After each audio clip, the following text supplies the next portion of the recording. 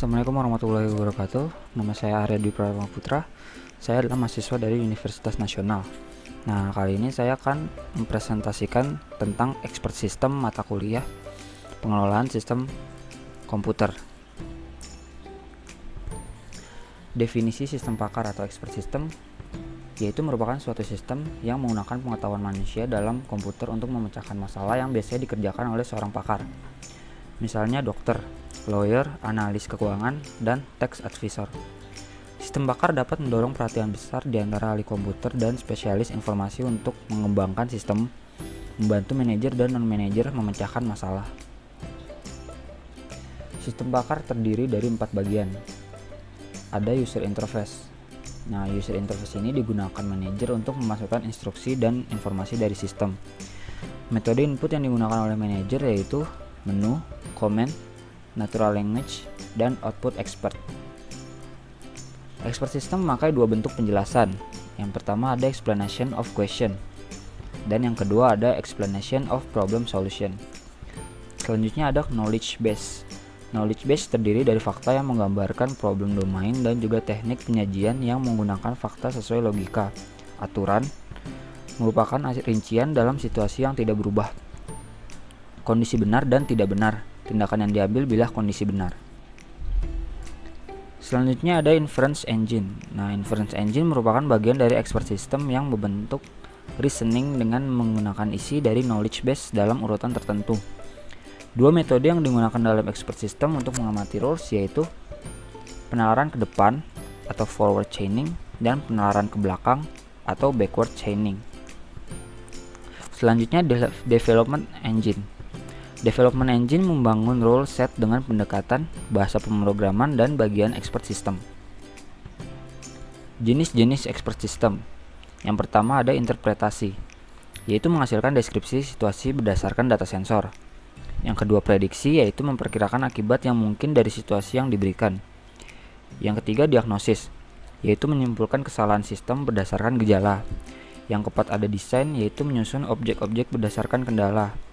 Yang kelima ada planning, yaitu merencanakan tindakan. Yang keenam monitoring, yaitu membandingkan hasil pengamatan dengan proses perencanaan. Yang ketujuh ada debugging, yaitu menentukan penyelesaian dari kesalahan sistem. Yang kedelapan ada reparasi, yaitu melaksanakan rencana perbaikan. Yang kesembilan ada instruction, yaitu diagnosis debugging dan reparasi kelakuan pelajar, sedangkan kontrol kelakuan sistem. Proses pengembangan sistem yang pertama yaitu permulaan proses pengembangan, yang kedua prototype pengembangan expert system, yang ketiga partisipasi user, dan yang keempat pemeliharaan expert system. Keuntungan dan kerugian expert system. Keuntungannya yang pertama yaitu menyajikan lebih banyak alternatif, menerapkan logika tingkat tinggi, menyediakan waktu banyak untuk evaluasi hasil keputusan, memberikan solusi yang lebih konsisten, membuat seorang bekerja seperti seorang ahli pakar, meningkatkan efisiensi kerja, meningkatkan kualitas pekerjaan, meningkatkan produktivitas sehingga dapat meningkatkan performance perusahaan, dan arsip yang sangat terpercaya, memperluas jangkauan, dan memelihara pengendalian terhadap knowledge perusahaan. Selanjutnya yaitu kerugiannya. Nah, kerugiannya ini yang pertama, biaya yang diperlukan untuk membuat dan memelihara expert system relatif mahal, dikarenakan diperlukan banyak data. Setelah itu, admin khusus yang selalu memperbaharui pengetahuan pada sistem pakar sesuai perkembangan di bidang keahliannya. Jadi tidak sembarang orang bisa untuk memperbaharui pengetahuan itu.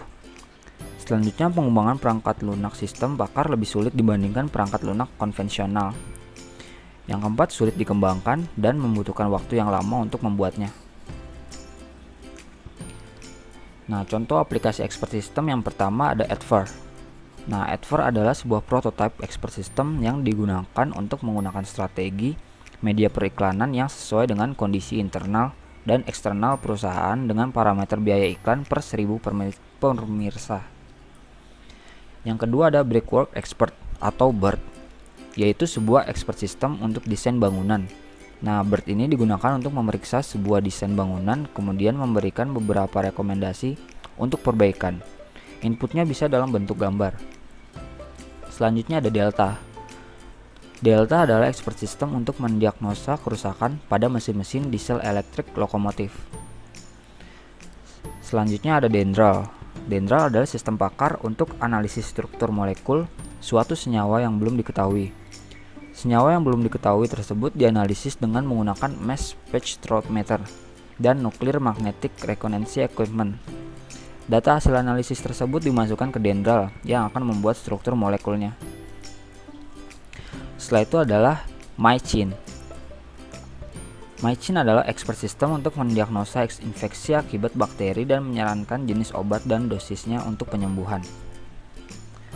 Selanjutnya adalah Opera. Nah, Opera ini adalah operator advisor yang digunakan untuk mendiagnosa dan menangani kerusakan pada suatu jaringan komputer. Opera dijalankan pada malam hari untuk menggantikan supervisor system manager. Selanjutnya ada Prospector. Prospector ini untuk membantu menemukan lokasi yang mengandung bahan tambang. Basis pengetahuannya berisi kaidah berdasar data empiris dan taksonomi, beberapa jenis mineral dan batu-batuan. Untuk mengetahui apakah suatu daerah mengandung bahan tambang, lebih dahulu dilakukan survei keadaan geologi dan pengambilan contoh tanah dan batu-batuan.